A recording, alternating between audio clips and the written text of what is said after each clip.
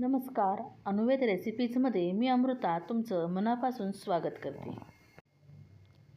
आज आपण मकर संक्रांत स्पेशल विस्मरणात गेलेला असा पदार्थ पाहणार आहोत. या पदार्थाचे नाव आहे तिलोऱ्या, म्हणजेच तिळाच्या पुऱ्या. ह्या पुऱ्या मस्त खुसखुशीत होतात. तुम्ही आवाज ऐकू शकता. वरनं कडक आणि आतमध्ये मस्त अशा सॉफ्ट तयार होतात. चला तर मग आजी पणजीच्या काळातील या तिलोऱ्यांची रेसिपी आपण पाहूया.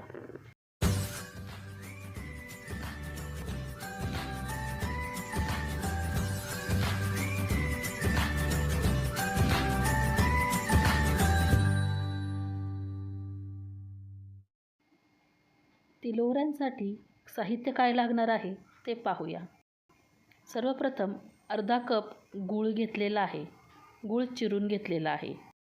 पाव कप पांढरे तीळ घेतलेले आहेत. 1 चमचा वेलची पूड, अर्धा कप तांदळाची पिठी घेतलेली आहे आणि 1 कप भरून गव्हाचं पीठ घेतलेलं आहे. सगळं मेजरमेंट मी ह्या कपाने घेतलेलं आहे. तुमच्याकडे जी वाटी असेल त्या वाटीने तुम्ही मेजरमेंट घेऊ शकता.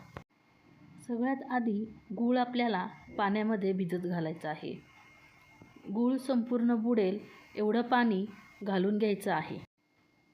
गूळ गरम पाण्यात भिजत घाला म्हणजे तो पटकन भिजेल. तोपर्यंत आपण तीळ भाजून घेऊया. मी येथे पांढरे तीळ पॅनमध्ये टाकत आहे आणि चांगले खमंग भाजून घेणार आहे. तीळ जास्त करपू न देता भाजायचे आहेत. तुम्ही पाहू शकता जास्त रंगही बदलला नाही. आता हे भाजून थंड गेलेले तीळ आपण मिक्सरमध्ये वाटून घेणार आहोत. तीळ आपल्याला जास्त बारीक करायचे नाहीत, फक्त त्याची जाडसर अशी पावडर करायची आहे. आता आपण तिलोऱ्यांसाठी पीठ मळायला घेऊ.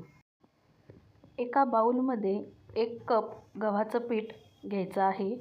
त्याच्यामध्ये अर्धा कप तांदळाचं पीठ टाकून घ्यायचं आहे. आता आपण जे वाटून घेतलेले तीळ आहेत ते टाकायचे आहेत. 1 चमचा जायफळ वेलची पूड येथे मी टाकून घेतली आहे. आता काही थोडेसे अख्खे तीळ आहेत ते मी बारीक न करता ठेवले होते ते त्याच्यात मिक्स करून घेत आहे. 1 चमचा साजूक तूप आपण या पिठामध्ये टाकून घेणार आहोत. आता तुपासोबत हे सगळे जिन्नस आपल्याला एकजीव करून घ्यायचे आहे. म्हणजेच हे तूप सगळीकडे एकसारख्या पद्धतीने चोळून घ्यायचे आहे, जेणेकरून पिठाचा असा एकसारखा गोळा तयार होईल. आपलं हे पीठ परफेक्ट तयार झालं आहे. आता याच्यात आपण गूळ पाणी घालून घेऊया. थोडं थोडं करून गुळाचं पाणी टाकून घ्यायचं आहे. एकदम पाणी ओतल्याने पीठ पातळ होण्याची शक्यता असते. त्यामुळे जसं लागेल तसं थोडं थोडं पाणी ओतून घ्यायचं आहे. मला अजून थोड्या पाण्याची गरज वाटते म्हणून मी पाणी टाकून घेत आहे.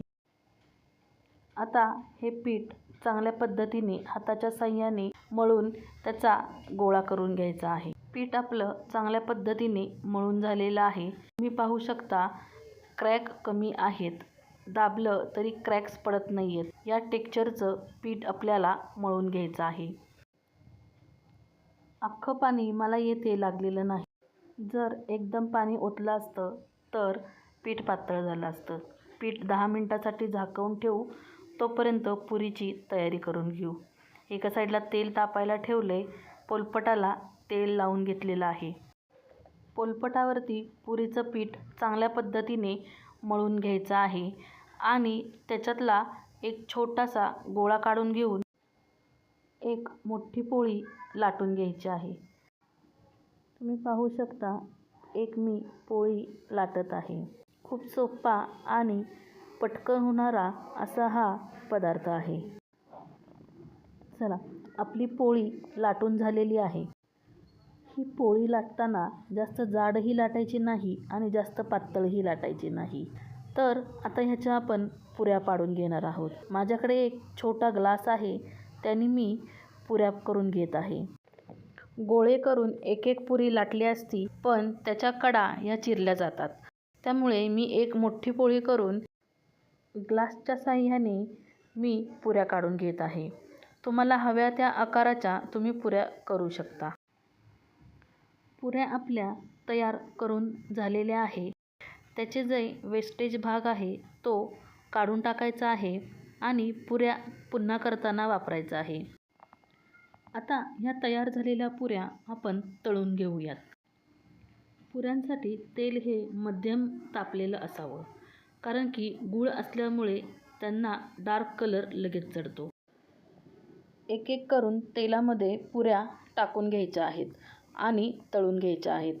एका वेळी जास्त पुऱ्या तेलात न टाकता हळूहळू तळून घ्यायच्या आहेत. पुऱ्या आपल्याला गोल्डन ब्राऊन रंगाच्या होईपर्यंत तळून घ्यायच्या आहेत. व्हिडिओमध्ये तुम्ही पाहू शकता किती छान पुऱ्यांना आपल्या कलर आलेला आहे आणि मस्त पुऱ्या फुगल्या देखील आहे. अशा पद्धतीने मी सर्व पुऱ्या तळून घेत आहे. हा जर व्हिडिओ तुम्हाला आवडला असेल तर कमेंट बॉक्समध्ये कमेंट करायला विसरू नका आणि व्हिडिओला एक लाईक नक्की द्या.